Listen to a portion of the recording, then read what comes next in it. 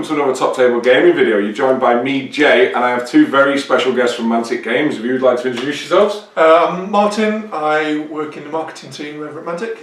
And I'm Matt Gilbert, studio, new product, ops, everything really. So spoilers, Matt is going to be the interesting person in this video, because he is probably the most relevant. But today we're here to talk about Kings of War Vanguard. Yes. So you guys are here at Element Games this weekend. This is the Mantic Store Invasion. We've got Clash of Kings, which is a 90-man Kings of War event. Yeah, lots of cock going on. Lots of cock going on. Yeah. The only way I like my weekends. Good. And of course you guys have got some Vanguard here. I've spent the day building some models like a giddy child, not talking to anyone. But we wanted to do a bit of a video just chatting to you guys. So, for someone who doesn't know about Kings of War Vanguard, tell us about it. So, Kings of War Vanguard is a skirmish game set in the Kings of War world in Mantica. So in our fantasy world, same place as Kings of War itself is set, things like Dungeon Saga. It's something that people have been asking for a long, long time. We finally got round to it. We see it as not just a game in its own right, but also a great jumping off point to learn about the world and get into Kings of War just generally.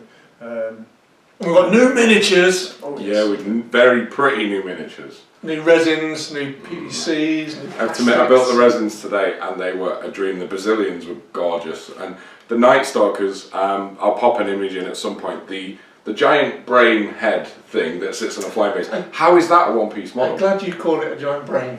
Okay. We've heard other things. Yeah, we were talking about other things today. But the miniatures are incredible. So what sort of size is this game? What's it played on and what's the rough kind of model count? Typical game is on a 3x3. So you should have a decent dining room table, that kind of thing, which is great. And you've got a low bar to entry, so 10, maybe a dozen models in a warband.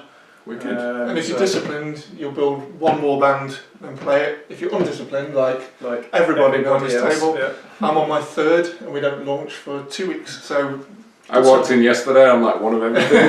Like, just one of everything, please. And the good thing is you can use, in the rulebook we've got, how many other armies is it? 14. 14 other armies, so even though they're not released yet with their new Warbound models and things, you can still build stuff using your old Mantic stuff. So you've got the ability to use like goblins, orcs, I had to say goblins first because they're the superior race, dwarves, trident realms, all the stuff from the Kings of War universe that people know and love. Undead. Yeah, like we were chatting last week and I went and picked up a Goblin Army box just to get kind of ahead of the curve and start getting ready for Vanguard. Well, I'll be doing the same, so I'm waiting for the resin dwarves through the Kickstarter. So I went through all the backlog of all the existing dwarf models, and I mean, it's a voyage of discovery even for me. I've been at the company nearly a year and a half and I've found some amazing dwarf models, so I've been painting those up in anticipation of the new resins. That's good. So can you tell us a couple of the kind of unique game elements that it brings, like the power dice and things like that give it a hook that different games don't have?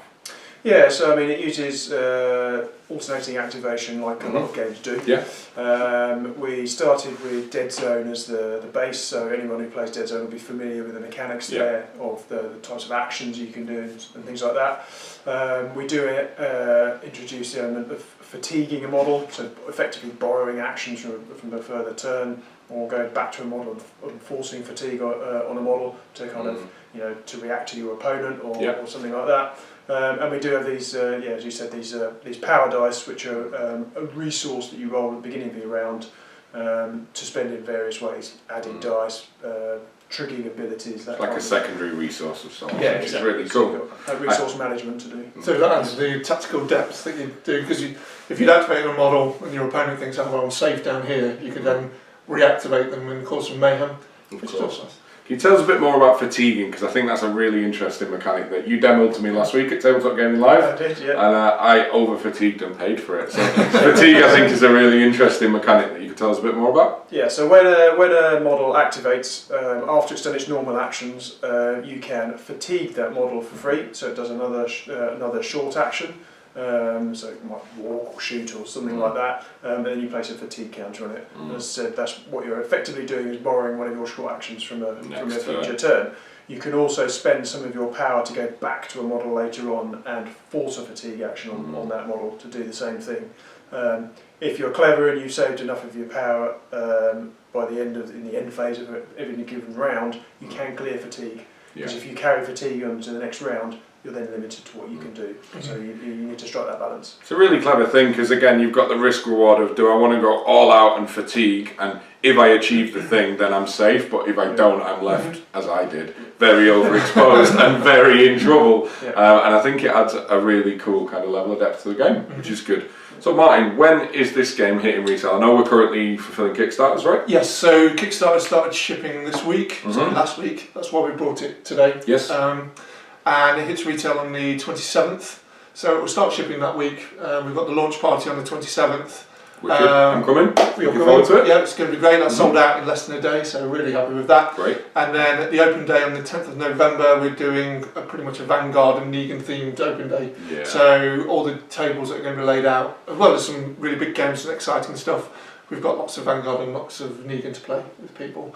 But yeah, just hitting it from there really. And then early next year, we've got the next release, which is right up Ronnie's Street. Yeah, so Dwarfs in February. Yep. Very nice. And then we're looking every quarter to release a new warband. That's And then in amazing. between, we've been talking about in between those times is releasing maybe for free is models that we already stock and make.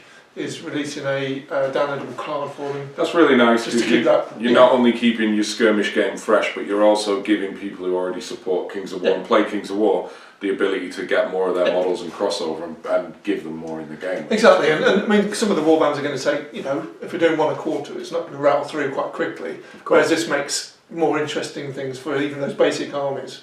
Which I mean, even those basic armies, the equipment you can buy for them makes it really exciting. So with my undead, I basically bought mounts for them all. Yeah. So it has its limitations because I can't climb anything, but basically everything is now really fast. Yes. And it looks cool. Yeah, and it looks It does look cool. And You sent me a train. picture of it actually. I was like, that is awesome. And it hits like a train. So, That's very cool. but you know, there's all those different aspects of it that you can build, even for, as I say, with those basic lists to create interesting things. That's wicked. So I know the answer to this question. It's a baited question, but it's more for the viewers. Is there any crossover between Kings of War and Kings of War Vanguard? Absolutely. As we said, they're almost kind of two halves of our game system. Absolutely. So Kings of War is the mass battle, Vanguard is the skirmish version. Both playable in their own right, but you can, and there's rules in the Vanguard book for combining the two games together. Very cool. So there are 12 scenarios in the book, in the Vanguard rulebook, and we will be doing more in the future. Amazing. But each 12, one of those has sorry to jump in, 12 from like release is actually really good. Having 12 scenarios is going to add a lot of variety actually. Yeah, and they're all based around the theme of Vanguard itself, which is about this kind of the fantasy black ops. So this is all about these teams of kind of guys that go in and do the dirty work. That's really cool. cool. The things that actually affect the battle that you don't see happening. Yeah. That then affect the rules of Kings of War, and that's reflected in the rules. So every scenario has a hook that you can take the result of your Vanguard game into your Kings of War game. That's really cool. And the campaign system as well is amazing. So all your non-grunt characters can all level up. If your grunts die, you get them back for free basically. But everything else then becomes characters that you build and name and all that kind of thing. Yeah. So the tagline for it is your warband, your story. It's because you're building it in that way. So you can build a 400 point roster. Each game is 200 points, and you can pick and choose who you want to use depending on the scenario and your opponent.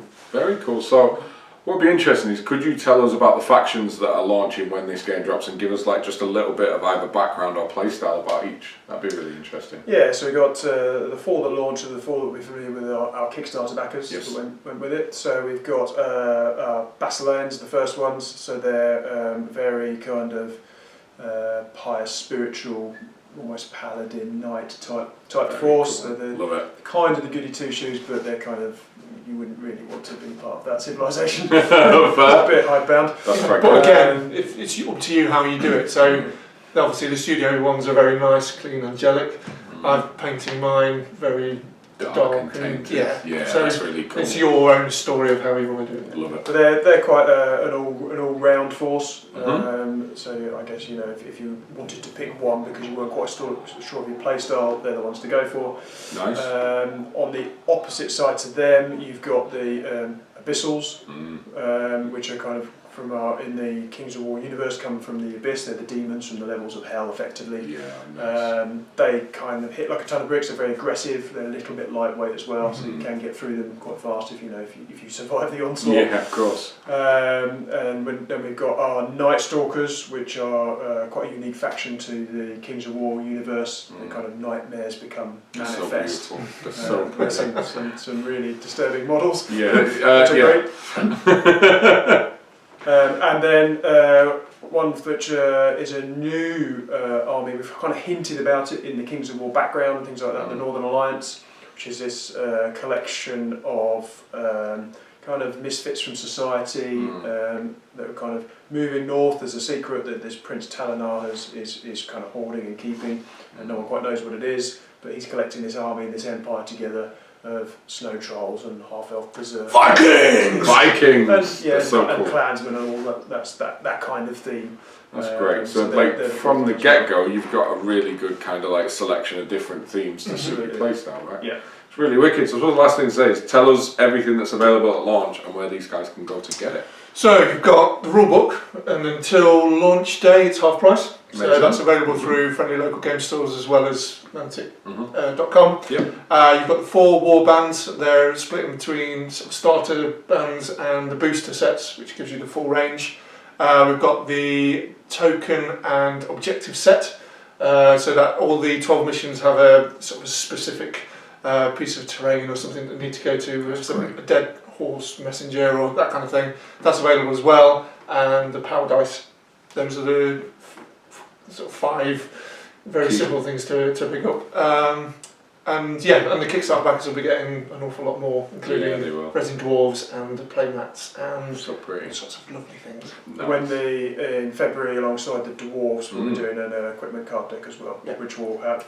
So you'll have equipment for the items that are in the book, but a whole load of new ones as well. And if I'm right, we're starting to introduce mercenaries as well at that point.